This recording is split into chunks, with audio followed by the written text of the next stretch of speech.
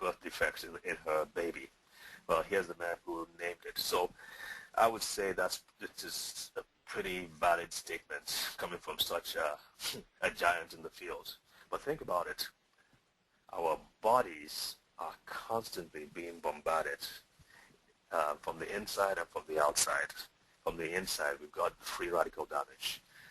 It's estimated that your nucleus, your cells receive over 10,000 hits every hour, or is it day? I'm not sure. But that's a lot, 10,000 hits by free radical damage. And free radicals are things that your cell is kind of like an engine. Your car engine, burnt fuel, it gives off waste products through the exhaust pipe. In a similar way, your cell is an engine. It burns fuel, in this case glucose, to produce energy. Well, the waste products include free radicals. Your body has to have a way to neutralize those waste products, those free radicals, or excrete them. The fact is, most of us are not even taking enough antioxidants, which neutralize free radicals. We are not taking enough antioxidants to do that, and that's why, to a very large extent, people grow old, the skins become wrinkled and damaged, cells begin to fade and die faster than they should. And the organ that we are most concerned with, again, is the brain. The brain is extremely susceptible to damage. Those cells are very, very, very sensitive.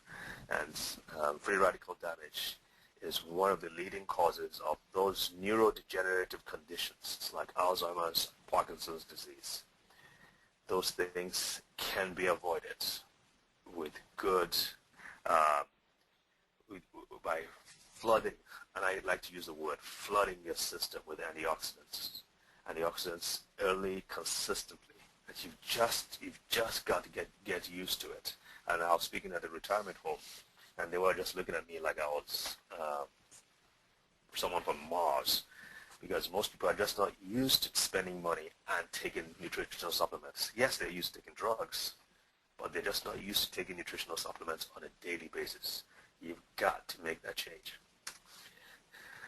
Optimal nutrition is the medicine of tomorrow, the medicine of tomorrow. And Linus Pauling, 48 PhDs, 2 unshared Nobel Prizes. Hard to disagree with that. Okay, so back to our master control system. The master control system has to be nourished and fed with good food as well. So speaking about the human brain, you've got to give it the right food. Dr. Owens did an excellent presentation on nutrition on the brain. I always love her presentation. She is so good when it comes to research. She is so thorough, and she has all her facts down. I mean, this is someone who was triple board certified, pediatrics, intensive, I think emergency care and general surgery. And this is a really smart woman, and yet she's also open to the other avenues, the other aspects of health, the complementary medicine, or otherwise alternative medicine. She's open to all those things.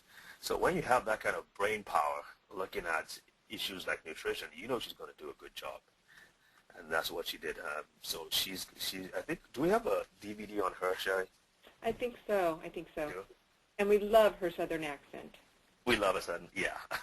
I do, especially. I'm trying to get her back to do, and she hasn't answered me. I guess she's tired of me bugging her all the time, but I'm going to stay with it. I'm trying to have her to do nutrition in childhood from conception to 18 years of age.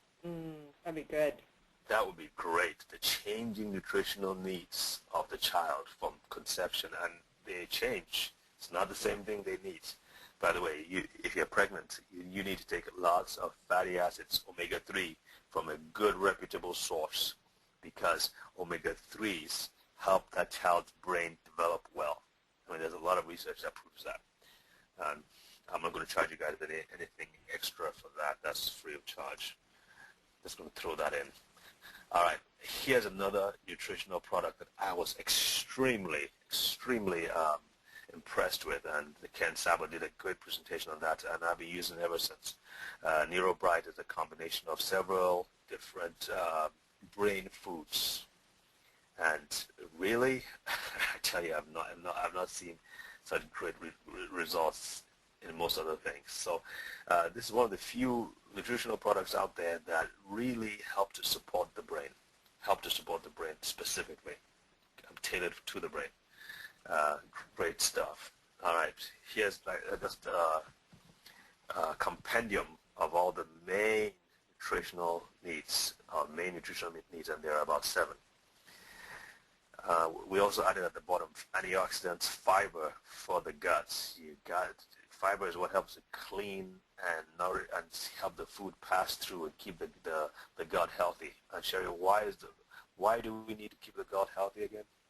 Because it's like your second brain. That's right. It's like your second brain, and it also has 70 to 80% of your immune system as well. So if your gut is loaded with toxins, well, your immune system isn't going to work well. And your gut, which is the second brain, like Sherry says, will not work well as well. So very, very important to have foods that contain a high level of fiber. We know cultures around the world have that take large amounts of fiber. We're talking about 100 grams a day. And in our culture over here, we take less than 15 grams. And in cultures that consume large amounts of fiber, they really enjoy wonderful health benefits, and they don't fall prey to the kind of diseases and conditions that many of our people in this country and in the Western world fall prey to because of the fiber content in their diet. Sherry, how are people doing? Is my voice coming out loud enough? Any complaints? Doing great. Okay, good. Enzymes, very, very important. Now, Gordon Pedersen spoke about probiotics, which are probiotics are actually the good bacteria and lactobacillus. I think that's what he mentioned more than anything. He said, I was surprised to hear him say this. I didn't think they were that important.